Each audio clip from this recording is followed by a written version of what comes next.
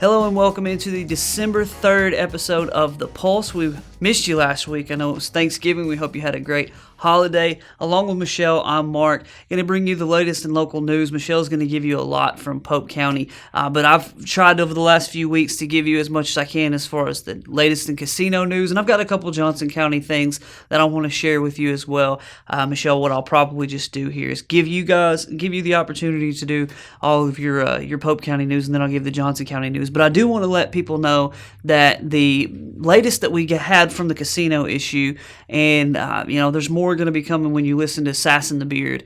They'll have a whole lot more about this, and we're excited to have them on here in the next couple weeks. They start next Wednesday night. They have actually a live at Dog Ear Books show, Town Hall, this Wednesday night. So if you want to, you could be a part of that one. I think it's at 6:30, but you could show up a little early and be a part of that show there on Wednesday night at Dog Ear Books. But we shared a little bit last time about how the judge in Pulaski County had kicked the Gulfside appeal back down to Pope County, and apparently moments after, not too long after that at all, the Gulfside attorneys asked for the case to be returned to Pulaski County, despite the fact that there were over 600 cases, somewhere I read 650 cases that would be ahead of it on the docket and ahead of it as far as what this judge would be reviewing. So they don't care. They want it to, as long as it takes, whatever it takes to keep that case being heard in Pulaski County. If you remember from a couple weeks ago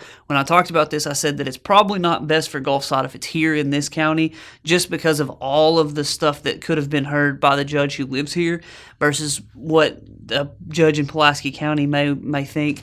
They feel like they may have a better chance there in Pulaski County, and apparently they do, because they think that they would rather sit through 650 cases before they get their turn. Obviously, they don't have to sit there the whole time. That'd take forever. But being able to have their case heard after 600 other cases, it may take a year. I don't know how long it takes, but it's probably a long time. It's definitely way longer than it would take for them to be heard here in Pope County. So anyway, speaking of Pope County, it's not all casino news. There's a lot of other stuff that happens too. That's right. On Friday night, there was a motor vehicle accident on State Route 326 that claimed the life of a 52-year-old Atkins man. It happened at about 9:42. The Arkansas State Police, Pope County EMS, Moreland Fire Department, Pea Ridge Fire Department, and the Appleton Fire Department were all dispatched to 459 SR 326 after that accident occurred. The reason all those responders were dispatched to that address is because the car was on fire. The car was located next to a structure. 911 had many calls coming in reporting the fire. So upon the arrival of Moreland Fire Department, Moreland's chief, Keith Sinyard, canceled Crow Mountain Fire Department and the Appleton Fire Department. They located the driver of the vehicle who had lost control in a curve. Could have been a hydroplane, could have been just not knowing the area, but felt like it was probably a hydroplane incident. It was raining at the time. So he lost control in the curve, left the roadway, struck a tree head on. At that point, he was ejected from the vehicle, and he was pronounced dead on scene by the Pope County Coroner's Office. So the man was identified as 52-year-old John Burton Taylor. He was of Atkins, and arrangements are done by Limley Funeral Home. Well, condolences to the family of Mr. Taylor. An unfortunate accident. Again, as we always say, though, thank you to those who have gone out and helped with these types of situations. You gave me some detail off camera that was just a little sad and a little bit disturbing. Not disturbing necessarily, but the way that it was handled was done with professionalism and class. So that's right, and they deal with this often. So, unfortunately. Next up, there was a fire on Highway 105. It was a structure fire. It started just before 9 on Sunday night. The residents got out of the home, but the home was a total loss. The fire was fought by the Atkins, Pea Ridge, and Moreland Fire Department. Pea Ridge and Moreland Fire Department obviously were very busy this weekend with several different calls. But the resident lost not only his home, but he lost all his property inside. He also lost what his family say are two of his best friends. He lost both his dogs, 2 vehicles. What he has is pretty much what he was wearing when he got out of the fire. So they arrived on scene and found the home fully involved. It also caught the adjacent side of the wood line on fire due to the wind. The wind was blowing really, really pretty strong on Sunday night. So, but they got that put out. There is a GoFundMe page for Jack Derrick House Fire. We shared that at the bottom of our story. If you have anything you can donate as far as household goods or appliances or anything whatsoever, he's going to have to start from the ground up. And this is not just the first time he's had to do this. This is the part that blows my mind. March 1st of 1996, he lost his home and had to start all over again then after a tornado struck his house. He lost everything at that time. So donations can be made through GoFundMe, or they can be taken to La Quinta here off of Harold Drive, and can be left there. So cool. All right, another story that happened on Sunday, December 1st, and this was one that we were following pretty closely on social media because you saw people commenting and posting about what was going on. Right. On Sunday evening, December 1st, somebody off campus, it was a tech student off campus, reported to police and on Facebook. A lot of people shared it through Facebook and saw it first on Facebook, of a suspicious incident involving a male. He was a black male on a bicycle, and he was described to have a gold tooth who said his name was Six, or people call him Six. The male was on the bicycle, followed the girl to her friend's apartment, then knocked on the door, was trying to get him to open the door, trying to get him to come out, whatever. After he realized that there was another male in the apartment, he left. When they went to the parking lot of the apartment complex off of West K Street, there was a van that pulled up, and people are wondering if they were all together, if it was separate. We don't know that yet. But later on, there was an update that RPD was also investigating an incident that happened on West J Street. So there's West J and West K. Similar incidents, similar descriptions of the suspects. The Russellville Police Department have now said that they have someone, like a person of interest, that they're looking at. So they did say that there is no threat to the public at this time. They feel like there's no threat to the public at this time. So, with all due respect, that's easy for somebody to say who's not been cornered by this person too. So that's right. That's right. If we find out who that person may be, if there's somebody arrested or charged with anything, we can update readers. We will update them as soon as we know. If we find out information more about the van, a lot of people are like, who's the van and what does the van look like? We don't know about the van right now. They're still looking into that just to see. It might have been somebody just driving by and the guy hollered at them. So regardless, be careful, be vigilant, take care of yourself, go in groups. I know it sounds bad to even have to say, but I've seen and read some other things about human trafficking stuff that's going on in this state, and people who are afraid of being grabbed off the side of the road or off campus or at Walmart or any number of places. So be careful and try not to go anywhere alone if you can. That's right. All right, next up. Next up on Saturday, this is a good news story. Some good news. It's Finally about time. Good news. The Regulators Motorcycle Club held their annual toy run and chili cook-off on Saturday. It was held at the Journey Church. The toy run kicked off at 11:30. It was originally planned for 9:30 in the morning, but due to the rain, the rain, they backed it up to 11:30. They came down Parkway from the Russellville Junior High, like they always do. The motorcycles, Santa Claus, the cars, the hot rods. They went to the Journey Church. That is where they had a chili cook-off. They had an auction, had a 50-50 drawing. Door prizes. Miss Arkansas was actually there, so I got to meet her, as well as Santa Claus, as always. He was there. People who participated and the community members brought toys, unwrapped toys, and those toys will go to needy children here locally. That's awesome. For Christmas, to make sure that they have Christmas presents. Well, that's not the only toys that we're learning about, the toy drives that are going on here locally. That's right. Yell County Sheriff's Office recently announced the Main Heart Christmas Mission Toy Drive. It is starting. They posted it today and shared the information. They are requesting donations as far as unwrapped toys be dropped off at the Yell County Law Enforcement Center in Danville. And we can share some information later on.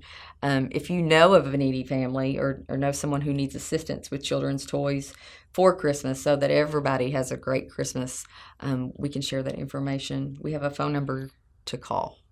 Awesome. And one of the favorite events of all Pope County residents who like to come to town just to be a part of this every year. I know it's a tradition with my family. We've taken my son every year of his life now. And 5 years old, he's looking forward to this year's Russellville Christmas Parade. That's right. It's supposed to be it's known as one of the largest lit parades in the state of Arkansas. Every year, everyone gets excited and pumped up about it. And so it's Thursday. It'll start at 6:30. Thursday night. It will start at 10th Street. They will travel north on Arkansas to Main. They're going to turn west and travel back west on Main Street to South Glenwood. And then the pickup area for those who are participating will be South Glenwood and 2nd Street, right there at First Baptist parking lot. Awesome. Yeah, we're looking forward to it. It's a tradition of ours to go and be a part of the parade, so I'm looking forward to that. While we're speaking about parades and happy events, toy drives, and those types of things, I need to let you know about a few things that are going on in Johnson County because their Christmas parade is this Saturday. So if you're a real parade connoisseur, you can come to Russellville on Thursday. That's right. Go to Johnson County and Clarksville on Saturday. Theirs begins at 7 o'clock right down Main Street in Clarksville. Man, got good memories of growing up going to that one too. Also, there's Toys for Tots locations all over Clarksville and Johnson County. If you'd like to know where one of those places are that's nearest you, just let us know. We'll comment with the link to all the different places. I know my church was actually one. Hedgeway Church was one. Sunday afternoon, there was a Toys for Tot drop-off area, and I don't think that it's going to be every day at our church because people may or may not be there, but they are there and they have been there, and there are a bunch of other businesses where you can drop off toys if you'd like to be a part of that. And then also something that's really cool that Johnson County's doing, and Russellville actually did this several years ago at Pleasant View Park. If you're from around the area, they did a Holiday on Ice, where it was an ice skating rink that they put downtown on the concrete. They kind of built this ice skating rink, and Johnson County's doing this. So December 14th through January the 5th, it begins on at noon on December the 14th, and there are going to be different varying hours. You can go search on Facebook Holiday on Ice and look for the Johnson County, the Clarksville one. They're going to be having this for a couple weeks there in Clarksville, so people can go enjoy themselves and ice skate, and hopefully it's not 70 degrees and melt the whole thing, but which is never, out of the question in this area. You never know. But it's something that's really fun if you've never done. If you're not an ice skater but you'd like to try, go out there and check it out. I think it's $5. They said cash only, and there's all sorts of other things that Clarksville's going to put on around it to make sure it's a fun time downtown. They're trying to revamp things in Johnson County and Clarksville, and it's like, hey, thanks for doing this 15 years after I moved, but it's neither here nor there. So it's not far. Well, not too bad. I think I can go check it out. Anyway, all right, Brad's going to be here with sports right after this break. Thank you for joining us today on The Pulse.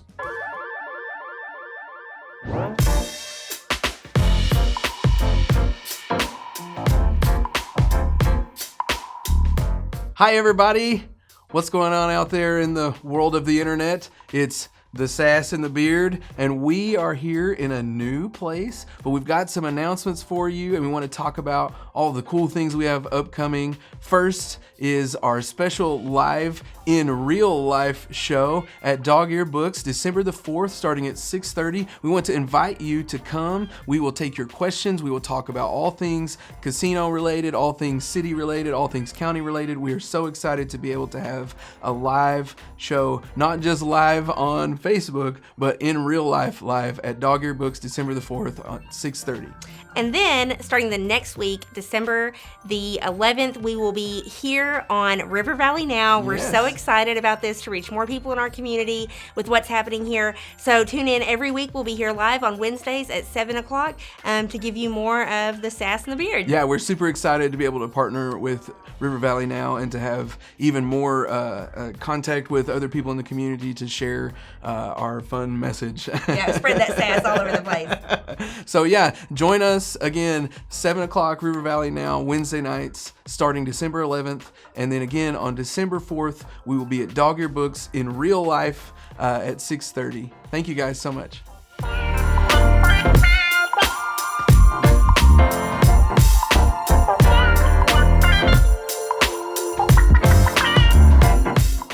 Do you have a concern if you're working with a true fiduciary?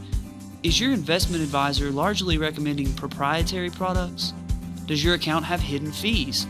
Tired of being told that there's an account minimum and you don't meet that requirement? Bow Dollar Wealth Management believes you owe it to yourself to see what working with an independent investment advisor that acts in your best interest all the time is like, and the difference that can make for your financial future. I champion because I want other people with disabilities to know that they are important. I champion because I could do anything. I champion because I dreamed of owning my own home. I champion because my son deserves the same rights as other Arkansans. Do you?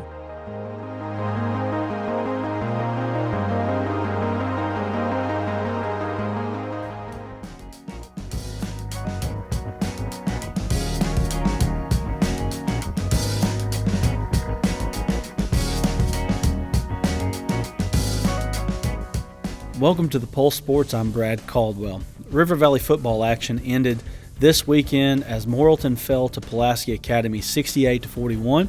Pulaski Academy put lots of pressure on Morrilton with their onside kicks and no punting scheme, and Morrilton just wasn't able to keep up, falling 68-41 once again. Jacoby Criswell had another wonderful game, closed out his Morrilton career with many passing records and basically becoming the best quarterback in the history of Morrilton Devil Dog football.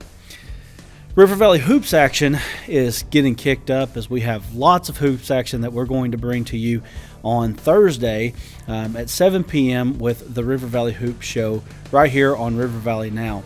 We've got action in Scranton at the Scranton Tournament with Dardanelle and Hector. We also have Russellville. They'll be traveling to the Barry Pruitt Hurricane Classic. We will be having coverage of that as well. On the Arkansas Tech front, Arkansas Tech beat Baptist Bible College 109-68. Albert Odero, R.J. Glasper, and Tony Hall were the leading scorers. Odero led the Wonder Boys with 27 points. R.J. Glasper added 18, and Tony Hall added 13. The ladies took on Lane College. Kevonshea Stackhouse led the Golden Suns with 10 points in that game. Next up for both is conference matchup with University of Arkansas at Monticello. Finally, Arkansas is in the middle of their football coaching search, and you can watch live updates right here on River Valley Now. And if there are any breaking news, we will break in and let you know who the coach might be. Right now, things are looking at Lane Kiffin, but you just never know until the ink is dry. So we will see, and we will continue to update you as the week goes by. We expect Arkansas to name a football coach by next week. This is Brad Caldwell, and this has been the Pulse Sports.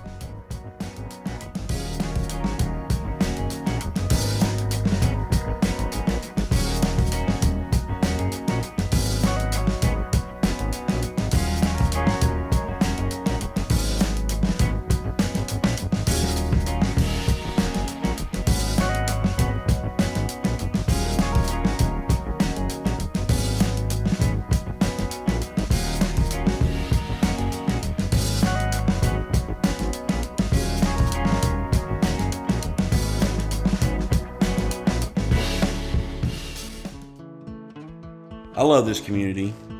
I take pride in being a member of this team. At Ramco, we really want to be your hometown hauler because your home is our home too. Our customers are not just customers, they're friends and neighbors. And we're grateful to make this community a cleaner, better place to live.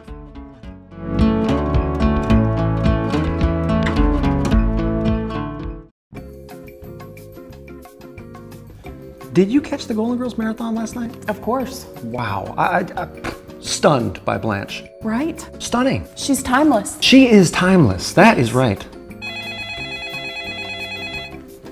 Don't worry about it. No. Anyways, I want to have a watch party. That is a great idea. Let's do it. Tonight? Yes. Oh, great.